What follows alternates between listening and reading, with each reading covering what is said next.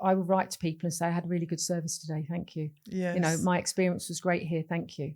You know, I think when you are in the service industry in any way, like I used to be in customer services, I used to deal with FOMO complaints, and there was a long period of my time when I was a master complainer. yeah, And then in recent years, I thought, no, I'm going to swap that and be a complimenter. Mm-hmm. And I make every effort, every step of the way, wherever I go, to go up to people, or as you say, drop them a message. It is so much more rewarding for me as well when they come back with a smiley face and that's right. they didn't expect it. Yeah, we are in a culture where, you know, people complain very quickly and frequently, that it becomes a noise. It's just the expectation is that somebody's going to complain, you know, whereas if you offer praise, one, it makes you feel good. The person receiving it feels so much better about themselves. And then they then pass that on. So it's like a domino effect. You know, absolutely. If, you know, they're feeling great. So, you know, and it's just that you can see people sort of, they're, you know, bouncing their step, you know, they enjoy it. Absolutely. So in business, we're going to get people that aren't always going to like all of the things that you do. Absolutely. And it's it's 2%. how we constructively deal with that. You know, my offer when I work with anybody is, you know, contact me. If you're struggling, contact me, because I would rather help you and unpick it than you struggle for a long time, because having the experience I have, it's probably something that I would be able to resolve quickly. Yes. And if I can't resolve it there and then, I'll say, leave it with me, I'll come back to you, because sometimes we do get asked some weird and wonderful things. You know, I can't say I can answer everything immediately, but I can definitely go away and find out a little bit more about it. Yeah.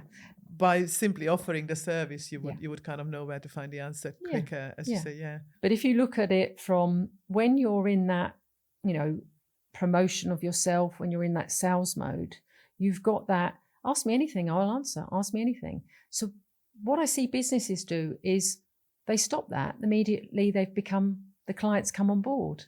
Whereas I think that's the most important time, because now they've actually purchased something. That's when they're going to ask more, because they need to understand your training, your support, you know, and it's giving them over and above, so that they feel that, you know, we're adding value to what they do. And I also offer, you know, a touch base afterwards, you know, so if they've had that training, I like feedback, but I also like to touch base after. It depends on what type of training it is. But for example, with the company where I gave you the example of the construction workers, I've got a call in booked for a month later. Yes. So I'll call them back in a month. How are you doing? What are you doing? All like the 30 people? Yeah. No, to their manager, to the company. Right. But then there's two pronged to that, because one is that I want to check that, you know, have they used the resources that I've given them? Because I provide resources. Are they using it? Have they had feedback? But also, what else can I help you with? Yeah. So it's that, you know, touch base to see, you know, because there are so many offers that we can put out there. They may not understand that is one aspect of the mindset training that I can do in that field, but there might be something else that they may need in their business that I can help with as well.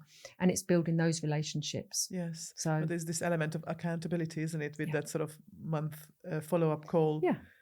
Yeah. Both because to the managers as well, because otherwise what's the point of them investing in you coming in to train their people if they then don't check that all the resources have been utilized and the learning has been put into place. Absolutely. So, you know, I like to see the end result too. So, yes, you know, of course. Otherwise you would feel that your work was wasted. Yeah. I mean, we put a lot of work and a lot of effort into creating courses and writing courses and then delivering them. Delivering them is for me, the easy part. I like going out and delivering training. You know, I'm quite used to sort of sitting in big audiences and delivering, but you don't get that immediate feedback. You might get that immediate, you know, rapport, you know, discussion. The enthusiasm, But it's the work afterwards that they need to put in about, you know, have they done the work that I've set them to do, and then finding out have they done it. So I think that's the teacher in me, that's giving out the homework and that's then, you know, bringing the homework back in so I can mark it. I don't mark it, but I like to know that they've done something and it's moved them forward in the area that they've had the training in. Otherwise, you know.